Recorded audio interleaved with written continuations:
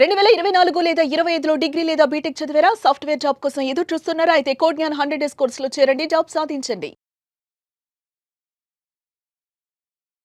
60 days లో learning plan అంటే time duration అనేది చాలా ఇంపార్టెంట్. ప్రతిరోజు చాలా ఇంపార్టెంట్. ఏ నిమిషం వేస్ట్ చేయకూడదు.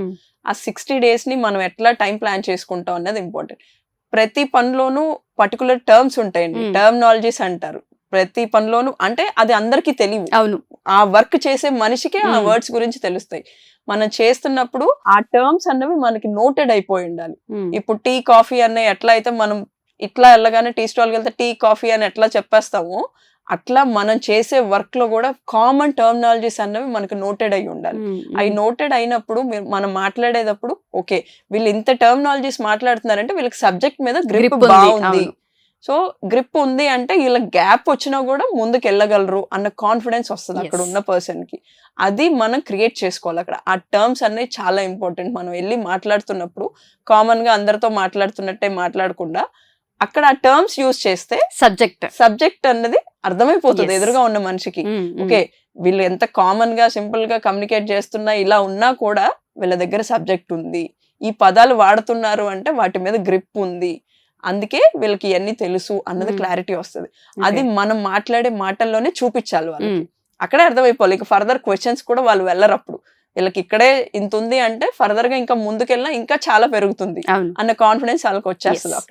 అక్కడ వాళ్ళకి తెలిసిపోతుంది. సో 60 రోజులు లెర్నింగ్ ప్లాన్ కింద పెట్టుకోవాలి. దాంట్లో 2 to 3 మినీ ఎగ్జాంపుల్స్ అన్నవి చేసుకుంటూ ఉండాలి.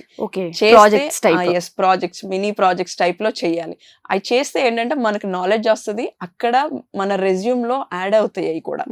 ఓకే వీళ్ళు ఖాళీగా ఉండి టర్మినాలజీస్ నేర్చుకోవడమే కాదు, వాటి మీద ఎగ్జాంపుల్స్ చేసి ప్రాక్టీస్ కూడా చేశారు. ఆ ప్రాక్టీస్ ఆ ఇంప్లిమెంటేషన్ అనేది చాలా ఇంపార్టెంట్. చేసి వదిలేశారు అనడం కాకుండా అక్కడ యాడ్ చేస్తే ఓకే వీళ్ళు ఈ టర్మ్స్ అన్నవి ఇవి చేయడం వల్ల ఇంకా స్ట్రాంగ్ అయ్యారు అన్న కాన్ఫిడెన్స్ కూడా వస్తుంది అక్కడ. అది చాలా ఇంపార్టెంట్. అది చూపించగలగాలి. మనం మాట్లాడే మాటల్లో చెప్పగానే వాళ్ళు ఫర్దర్ గా తర్వాత చూసినప్పుడు కింద రెజ్యూమ్ లో ఇవి యూజ్ చేశారంటే ఇవి చేశారు కాబట్టే వీళ్ళకి నాలెడ్జ్ ఉంది అంటే ఇక్కడ ప్రాక్టీస్ అన్నది అంత ఇంపార్టెంట్ అన్నమాట. ఏ పనికైనా తెలుసుకోవడం, నేర్చుకోవడం, చదువుకోవడం సరిపోదండి. దాన్ని ప్రాక్టీస్ చేయడం అంతే ఇంపార్టెంట్ ఎవరికైనా. సో ఇప్పుడు మేము ఆల్రెడీ మ్యారేజెస్ అయిపోయి పిల్లలు పుట్టి కొంత బ్రేక్ వచ్చి ఇప్పుడు 30+ లో ఉన్నాము. బట్ మేము జాబ్ చేయాలనుకుంటున్నాం అనుకునే వాళ్ళకి ఏ విధంగా సపోర్ట్ ఉంటుంది ఇక్కడ మనం కెరియర్ గ్యాప్ అన్నది ఒక కోర్స్ స్టార్ట్ చేసామండి. దానికి కావాల్సిన సపోర్ట్ వాళ్ళకి సూటబుల్ అయ్యేది అదనమాట.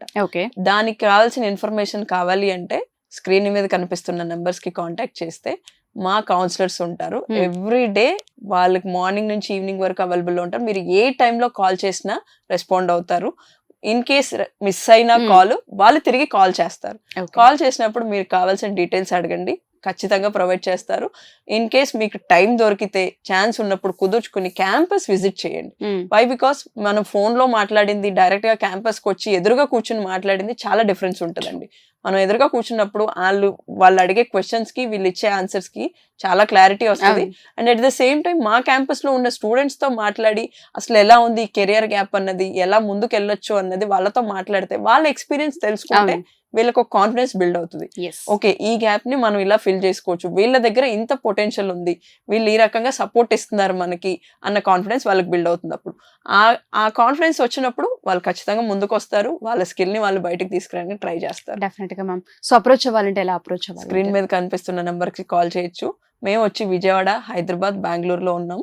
మెయిన్ సిటీస్ లో మెయిన్ సెంటర్స్ లో ఉన్నాము. తప్పకుండా కాంటాక్ట్ చేయండి, విజిట్ చేయండి, చూసి డౌట్స్ క్లారిఫై చేసుకుని జాయిన్ అవ్వండి. Sure ma'am.